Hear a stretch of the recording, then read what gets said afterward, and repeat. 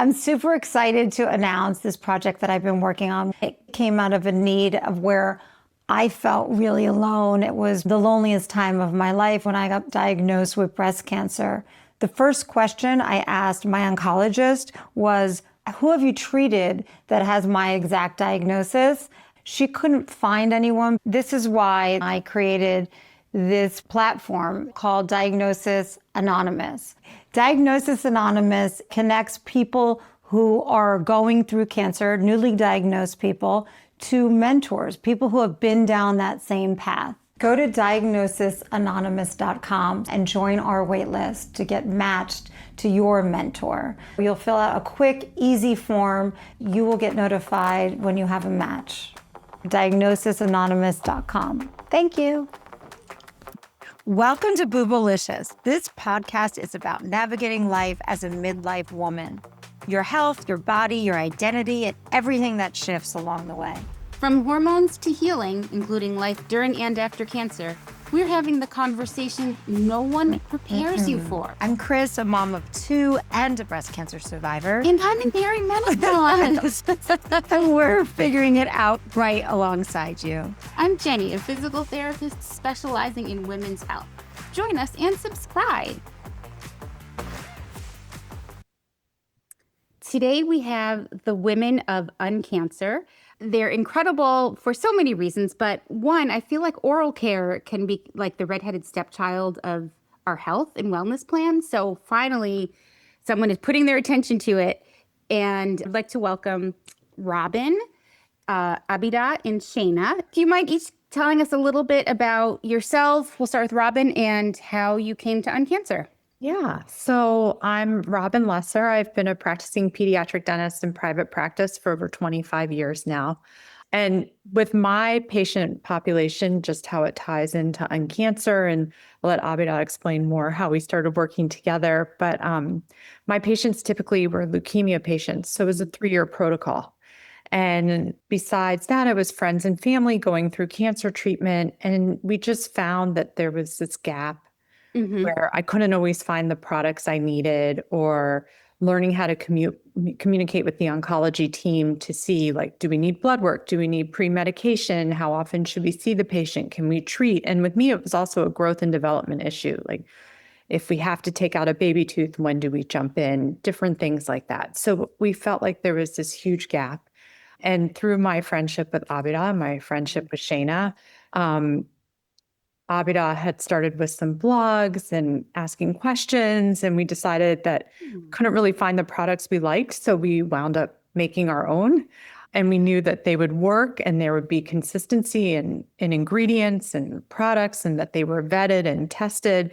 And so that's kind of where I came into uncancer. It's a very brief version of our journey the last few years. I'll let everybody else kind of, yeah. So in physical therapy school, we learn oncology, but it's not enough. Like I think like new grads don't feel like they are really as equipped as they want to be. Is it similar in dental school? Exactly the same. Okay. Exactly the same. And I feel like you touch on it a little bit with oral medicine, but oral medicine is not a recognized specialty. It's starting to become one now. Good. But I feel like it's such a small part of what we do and what we learn, that it was all through education and CE on my own and learning on the job, best way to work through things. So yes, very much the same. That makes sense. Well, I'm going to just chime in for a second, because when I went through cancer, I feel like people shy away from dentistry and all the things. It's better. It's almost like, because there's not so much out there and you get scared. So it's like to try to take care of something that you should be taking care of. I just love what you ladies are doing and educating women and people in this area. And Abida, were you focusing on like head and neck cancers, or how did you come into this one? So sure. So yes. So, my specialty is cancer imaging, which I've done now for, like 17, 18 years. And before that, I had a PhD and I did a lot of research as well before I went to med school. So sort of always been in this biochemistry and then medicine space. And my husband's an oncologist as well, full disclosure. So a lot of our conversations, even on the dining table or out, was, always about what happened during the day, and this patient came along and this patient was suffering, and what should we do about this? And generally when you get a cancer diagnosis, first of all, it's such a scary thing, right? It really hits you hard. It hits your family hard. And most people, once you get that diagnosis, your main concern is, I want to be alive. Yeah. I want to live. I want to hit that 5-year mark and then the 10-year mark, and I want to live. I want to thrive. How do I get there? Mhm. And whatever comes your way to get you there, you're willing to accept it. You're saying, this is fine. This is going to be a side effect. I have to live with it. It shouldn't matter. But that's not necessarily true, right? Over the decades, cancer, we're now at a point where treatment has just expanded and exploded by leaps and bounds, right? So we're able to treat cancers based on their molecular profile, very, very specific treatments based on the genetic profile, things like that. On that other side of that spectrum, we're able to diagnose cancers much earlier than what we did before, right? So it's not, in today's world, it's not a disease of the old age, right? Correct. You Right. usually It's said, addiction. you retire, you're 70, you would end up with cancer. But now I routinely see patients in their 30s, with rectal cancer and breast cancer and things you would never expect before. Which is horrible that it's hitting us so much earlier. I mean, we're of a generation. I was 37. I was just like, wow, I'm young. And now it's like, you just see people going through it so much earlier. Absolutely. Which is a little depressing, right? It's depressing. But on the other hand, we have amazing treatments now. So in so many cancers, instead of a death sentence, it's sort of like a chronic disease like diabetes. You go through multiple cycles of recurrence and remission. And if one treatment doesn't work, we can get you on a second treatment and we can get you on a third line treatment. But we have something for you in many, many of the cancers. Yeah, that's true. Corollary to that, is that while you go through all these treatments, your side effects are getting compounded. Because any treatment, especially systemic treatment, when we say or chemotherapy, anything other than radiation, affects every cell in your body, right? Mm-hmm. So some cells, like cancer cells, you want to hit them hard. But the other cells, you want to protect them. But unfortunately, it's hard to do that if they are also multiplying like cancer cells. And one of those cell types is the cells in your mucosa or in your mouth. Oh, and I just want to I was going to just highlight for a second. That's the same reason why women will lose their hair, right? Because those are growing, right? So the cells in your mucosa, generally every 2 weeks, they renew. Wow. So any treatment that you take that hits cells that are growing fast, like cancer cells, hits your oral mucosa as well. And so you may not have head and neck cancer. You may have breast cancer. 60% of the patients will experience some oral side effects. You may have several other types of cancers, but in some way or the other, colon cancer, those are bread and butter cancers, we say in the cancer field, like breast, lung, prostate. These are the cancers that are most common. Mm-hmm. And a lot of those patients get oral side effects. But the problem is you say, you know what? I'm alive. This treatment is working. I'll manage this. It'll be okay. I'll figure it out. But if you're going to live for another 40 years after or 50 years after getting your diagnosis, you don't want to live with things like that. You want to be able to support your survivorship, and you want to thrive through those years, because many of those years are when you're getting married, when you're having kids, when your job's taking off and you're doing really well there. You have a social life. You want to be able to do things like everybody else does. But if it's also interesting too how it feels particular to the cancer world that there's almost a guilt, like, well, I shouldn't complain about these horrible side effects anyone else would complain about because, and that's not fair. I think people don't talk about it, right? That's true too, They think, okay, this is just what I have, and I'll deal with it, and I'll power through, and it's what I have to go through to live. Yeah, so definitely. It's terrible, right? And you shouldn't have that guilt, and you shouldn't have to be thankful just to be alive. Right. That's what medicine is there for, to keep you alive and to keep you healthy and to get you out of this state. And physicians are trying to do that, and researchers are trying to do that. And in our world, where Robin and I come from, we met when our kids were together in kindergarten, and that's how we became friends. And so this year, both our daughters, I have graduated from high school. So we've been Wow. very long time.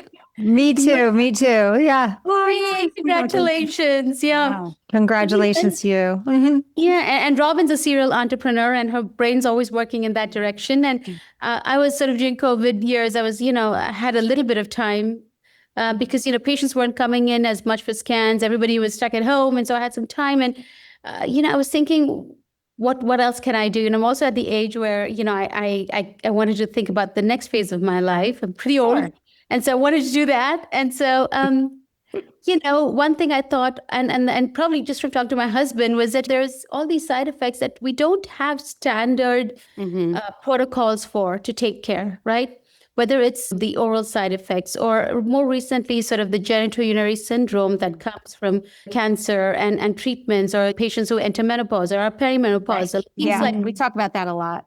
yeah, and women's health and skin issues that arise, hair issues, your nails, everything gets affected. Anything that grows in your body, it gets affected. And so what can we do about that?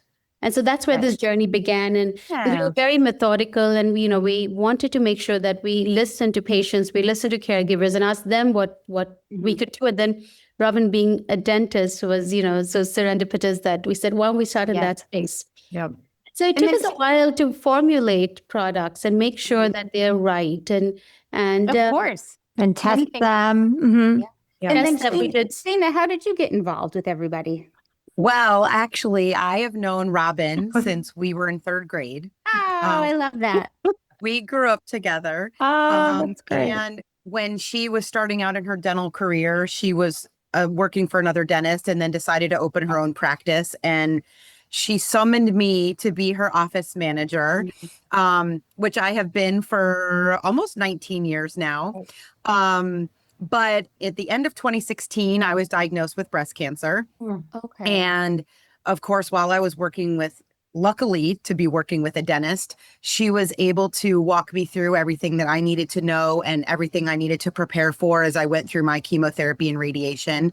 And so then when she and Abida started talking about uncancer, and I said, oh, I have to be a part of this. I started using the products and testing them. And I mean, unbelievable. I just wish that I had them back when I was going through my treatment.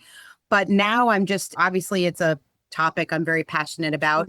And so I'm happy to be a part of the team I work on partnerships with, nonprofits and working with hospitals and cancer centers to really just help get products into the hands of patients who need them. But one other thing too, just is, getting better communication between oncology and dentistry, because it's really not there. And I can't tell you, just since joining uncancer, and all the people I've been speaking to have told me that they've been told not to go get dental cleanings during treatment. I was told that. I remember. And it's just, it's such a shock, and it could be further from the truth.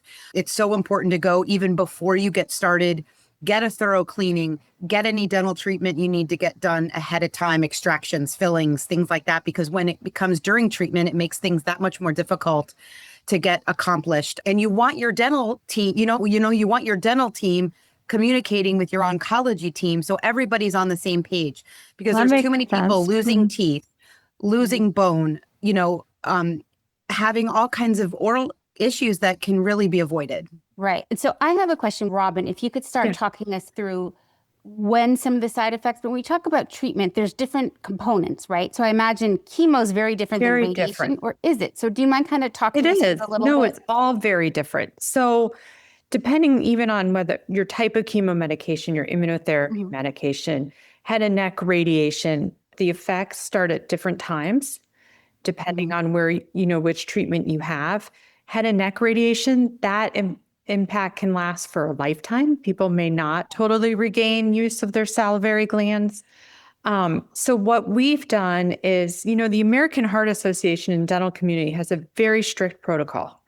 Pre-medication, clearance forms, everything standardized. So what we've done is we've For standardized surgery or just for anything, for heart? for cleaning, Okay. for treatment, just planning based on where somebody is. And so the oncology team and the dental team don't really have that line of communication. So the first thing we want to know as a dentist is, when are you scheduled to start treatment? What kind of treatment are you getting? How many rounds are you getting? At what point can we jump in and do this extraction? If you're in treatment and you have an issue, what's your white blood cell count? What are your platelets at? Do you need pre-medication? There's a whole host of things that come into it. And like we were talking in the beginning, you don't get that education necessarily in dental school. And so calling the oncology team, they're surprised that we're calling. It's interesting. So we've standardized it form-wise just to make it really easy for people. Depending on the medication, some people can feel an impact after first or second treatment. Some there can be a delay of a few weeks before they start experiencing the oral side effects. And what are some of those side effects? So there's mucositis and stomatitis, which are ulcerations of the soft tissue. So sometimes just staying hydrated and using mouth rinses that don't contain alcohol, that don't have a lot of flavoring or These would be like sores on your gums and inside your mouth. Yeah, like your cheeks, your lips. Dry mouth is huge. So dry mouth, you also have that. You can lose your inability to talk. I'll jump in wherever if I'm missing anything. Dehydration can happen. Also, when your mouth is really dry, it can also lead to sensitivity with your teeth. So sensitive teeth is also one. And then when you have that decrease in saliva flow and your mouth is really dry, you're not bathing your teeth in your natural saliva.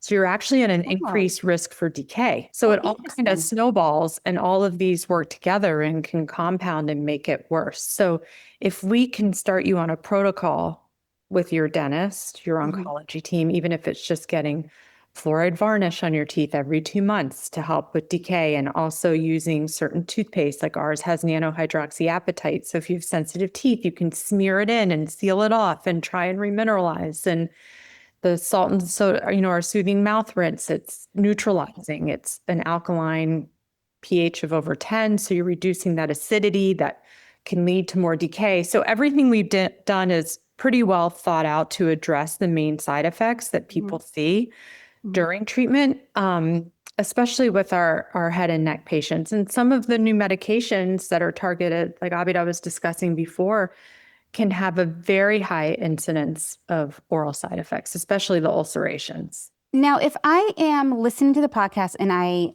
live in a place where the dentists and my oncologists aren't really communicating, yes, can I use uncancer, and how do I use uncancer to kind of like educate myself, educate my care team? What would you recommend? Yes, definitely go to our website. Okay. We have an amazing list of checklists that people can use. We call them the stress less checklists.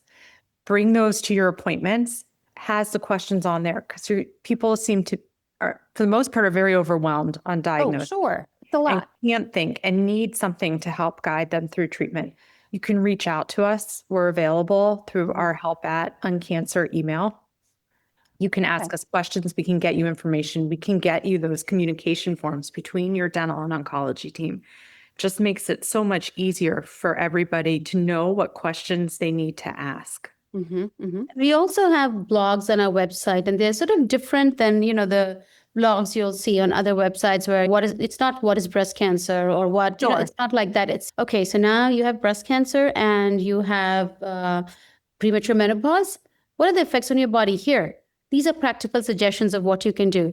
You don't know what to eat? Here's what you can eat and what you should eat. And here's why fiber is what is going to help your bowels move if you've had colon cancer surgery. So it's very sort of, through the lens of very practical information that patients or caregivers need, where at 2 a.m. in the morning, you can't call your oncology team, but you'd like to go and get something that you can trust, right? There's a level of credibility. Sorry, I apologize for interrupting. Sure, I was no going to worries. ask you, Abida, going along that same line of thought. Let's imagine I have breast cancer. I just started chemo. That's broad. Who knows what type I have or what medicines I'm on in this pretend scenario. But what are some things that you would want me to know about my oral health? Things to look out for, things I can do preventatively or proactively? Yeah. So, first of all, there are so many things that come into play if you get diagnosed with breast cancer. First of all, your age, right? Okay. At what age have you gotten it? Your hormone status, whether it's of the cancer itself, or are you in perimenopause? Are you in menopause? Or are you young and you still have your periods? And, how are you situated with that? The third thing is, what is your health status? Do you have other comorbid conditions, right? Are you diabetic? Do you have hypertension? Are you at a healthy weight? There are so many other things. And number 4, I think that's really important and doesn't get talked about enough is the kind of support you have. Sure. You have somebody to stand with you as you go through this journey that's very tough at times. Cancer can be disfiguring. Surgery can make you feel like you are not the same person anymore.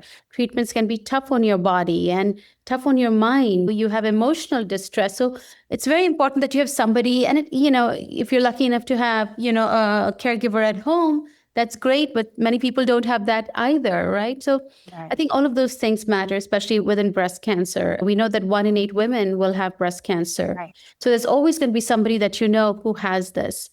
And is there anything specific orally that's kind of just like general for, So I think one thing to realize in the oral space is that it's not just the treatment, but also the medications that you're on, right?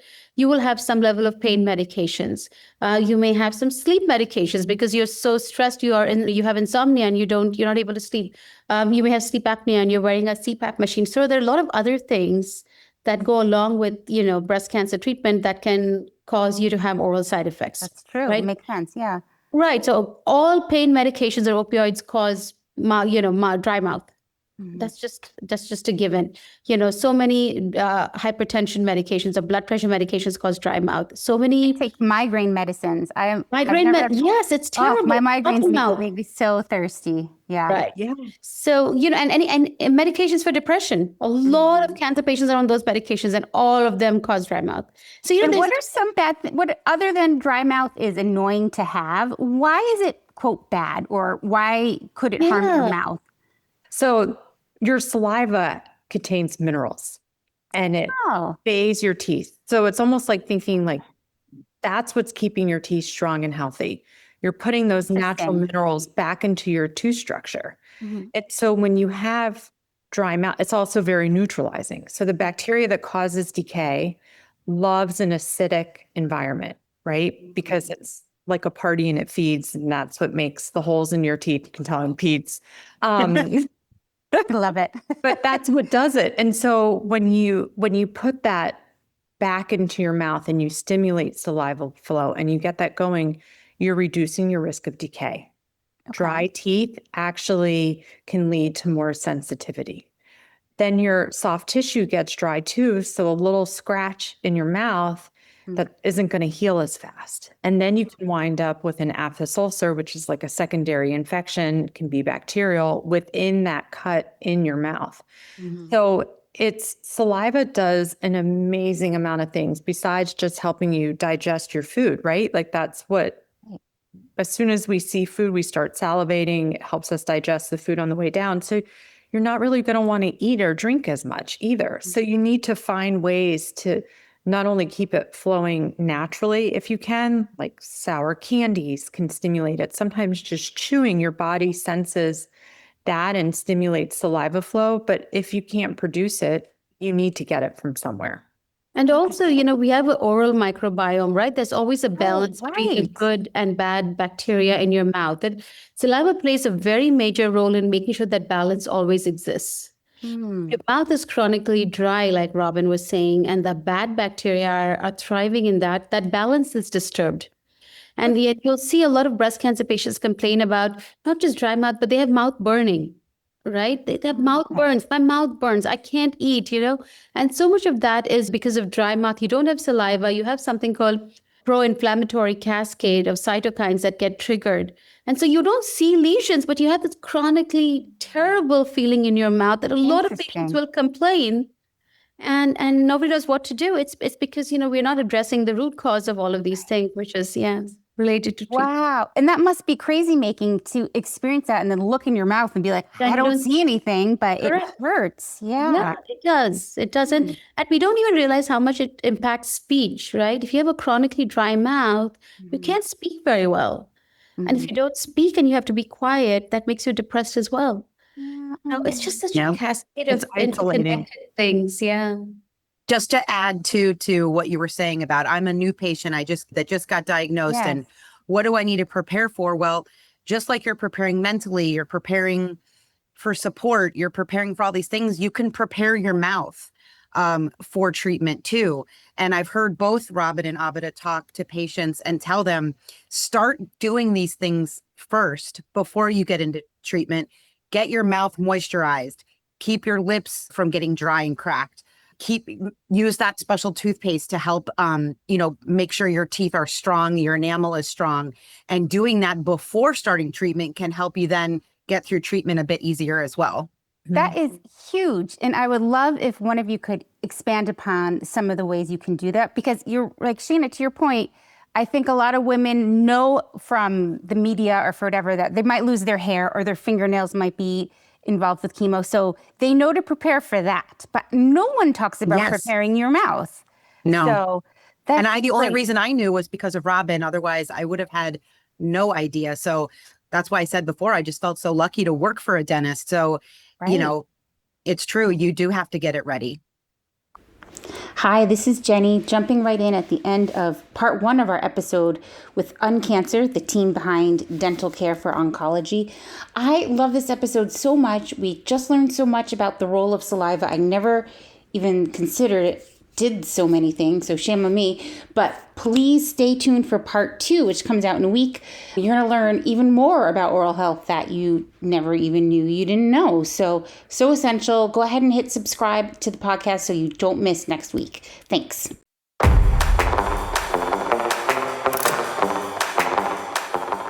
Thank you for joining us today on Boobalicious. Please don't forget to subscribe, like, and share this with a breastie who needs it. And also, don't forget to support our sponsors. We donate a portion of the proceeds to a charity that supports cancer patients in need. You can find us on Apple Podcasts, Spotify, YouTube, or wherever you get your podcasts. Feel free to DM us on Boobalicious Pod. We welcome all questions and topic suggestions. The conversations on Boobalicious are based on personal experiences and professional insight, but they are not intended to replace your medical advice. Always consult your doctor or licensed healthcare provider for medical guidance specific to your situation. We're here to support, not prescribe. See you next time. Bye. Bye.